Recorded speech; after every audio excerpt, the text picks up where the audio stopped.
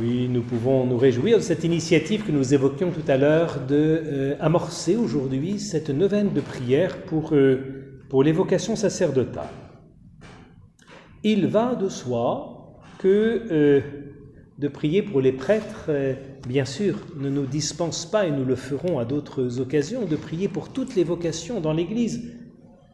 Car comme le disait très justement la prière d'introduction tout à l'heure, ton peuple tout entier participe au sacerdoce de ton Fils. Vous êtes tous associés au sacerdoce, d'une manière ou d'une autre, par votre vocation au sacerdoce du Christ. Il n'en reste pas moins que, comme le redisait aussi cette prière, il confie à certains de ses membres la charge d'eux. Donc ça veut dire que c'est dans cette complémentarité des vocations que se comprend effectivement cette prière que nous allons porter. Dans une solidarité profonde. Et vous savez ce qui se passe? Quand il vient à manquer d'un côté, eh bien, quand on est en famille, on essaye de porter remède à là où il y a besoin, vous voyez? Et c'est vrai qu'aujourd'hui, on sent que nous sommes rendus à un moment un peu critique dans nos communautés chrétiennes d'Occident, surtout. Ce n'est pas général, à tout le monde entier. Il y a des endroits, au contraire, où les vocations restent nombreuses. Mais traversant les mutations culturelles que nous savons, cette vocation au sacerdoce n'est pas une évidence aujourd'hui. Ceci étant, je dirais qu'on reçoit cette invitation avec deux événements, deux appels, l'un très positif, qui moi m'a beaucoup frappé. Nous avons reçu il y a très peu de temps l'évêque de Meaux avec les membres de ceux qui sont au séminaire chez lui et avec son vicaire général, et qui nous disait que de 2000 à 2015, il n'y avait eu en tout et pour tout que 3 ordinations sacerdotales dans un diocèse de 1 400 000. 1 400 000. C'est autre chose que les 280 000 habitants de notre diocèse de C. 1 400 000. Et puis, cette prise de conscience, ce choc qu'ont ressenti tous les chrétiens de ce diocèse, a fait qu'il y a eu un réveil dans la prière, un réveil dans la réflexion. Il y a tout un courant aujourd'hui qui porte très fort cette intention. Eh bien, vous savez quoi? Ils sont 7. Ils sont 7 aujourd'hui au séminaire du diocèse de Meaux.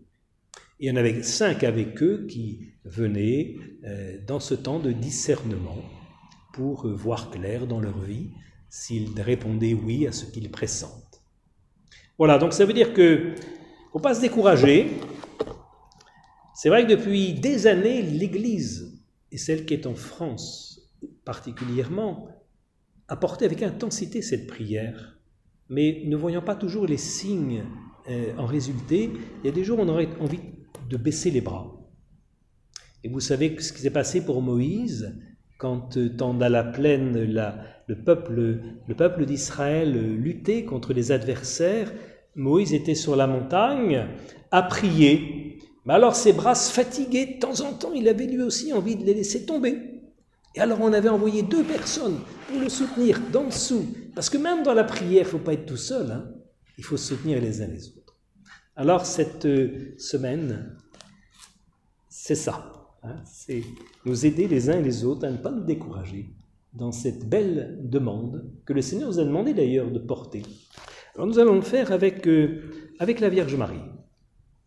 La Vierge Marie, vous savez, dans Saint Jean, elle commence la mission de son Fils. C'est elle qui initie la mission de Jésus à Cana, à cette noce dont on se disait, elle tourne mal parce que le vin vient à manquer. Et c'est Marie qui l'a vu ça la première. Et elle l'a fait savoir à son Fils. Et elle a dit aux serviteurs, faites ce qu'il vous dira. Donc je crois que s'il en est une qui pressent combien se fait plus lourde le besoin et la demande, c'est la Vierge Marie.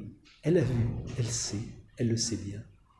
Elle le sait bien parce que le Seigneur en a choisi ainsi que les dons qu'il nous destine, il n'a pas envie que nous devenions des enfants gâtés. Il n'a pas envie que ça nous tombe tout cuit dans le bec et que nous devenions impossibles comme le devient un enfant gâté.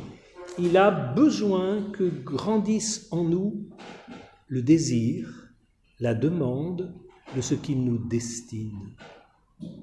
C'est bien cet enjeu que ouvre l'évangile de Saint Jean. Très bien, on aurait pu imaginer que le Seigneur vienne de lui-même commencer la mission. Non, il a fallu que Marie amorce, par son désir, ce que le Seigneur nous destinait. C'est pour ça qu'il est tellement important de passer par elle. Elle est au nom de l'humanité celle qui creuse en nous le désir de ce que le Seigneur nous destine. Alors nous ferons passer cette prière par elle. Voilà, il est certain que le deuxième aspect, beaucoup moins positif que celui de mots, c'est ce que nous venons traverser, vous voyez, dans notre diocèse où nous avons eu cette terrible peine de perdre un des deux plus jeunes prêtres ordonnés, le père Mehdi, accidentellement dans cette ville d'Alençon. Voilà, donc ça creuse aussi d'autant plus. Non seulement une belle générosité de la part des chrétiens de nos paroisses qui révèlent justement ce désir de s'engager. On en voit au niveau de la catéchèse, on en voit dans différents domaines qui ont présenté leur disponibilité, le petit temps qu'ils ont disponible pour permettre qu'on ne soit pas écrasé par ce décès du père Mehdi, mais aussi donc creuser aussi notre désir de prier pour que voilà, cette mort aussi suscite peut-être des vocations dans le cœur des jeunes. Donc nous prendrons tout à l'heure cette prière qui passera par la Vierge Marie, qui sera la prière de ces 9 jours. Il n'en reste pas moins que pour qu'il y ait un premier jour, il faut commencer peut-être par le commencement.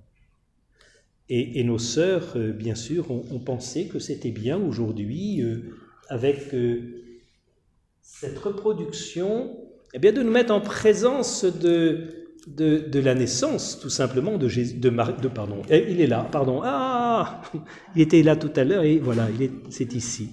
Donc c'est très beau d'avoir repris, vous voyez, le centre de cette peinture qui est dans cette chapelle, qui évoque évidemment la naissance de Thérèse.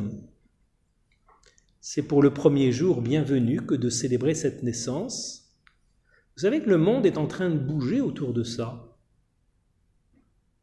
à travers l'UNESCO. C'est pas rien l'UNESCO, une instance qui regroupe je ne sais plus combien de peuples, c'est considérable, a choisi de marquer la biennale à venir, conduisant à l'année 2023, par la mémoire de la naissance de Thérèse. Vous voyez ? Et donc, vous voyez, ce qui fera bouger dans les mois, dans les 2 années qui viennent, plus d'un, de manière inattendue, eh bien, cela s'est accompli ici même. Il y a ce paradoxe entre la modestie d'une petite chambre et l'impact aussi que cette naissance qui s'y est vécue a pu avoir et aura encore dans le monde.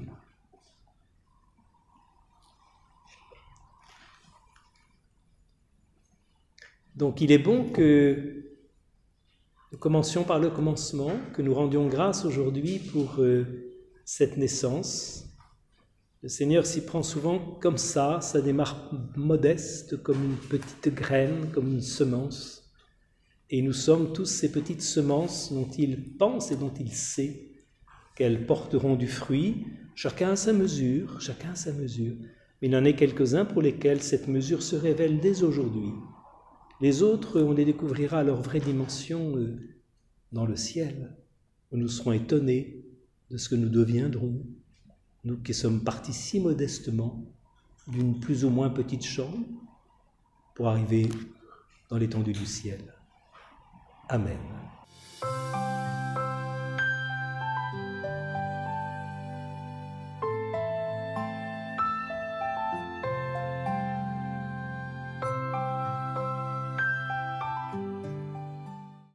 Merci à vous pour avoir regardé la vidéo. Voici d'autres vidéos produites pour le Sanctuaire d'Alençon. Et pour rien manquer à notre actualité, abonnez-vous juste ici.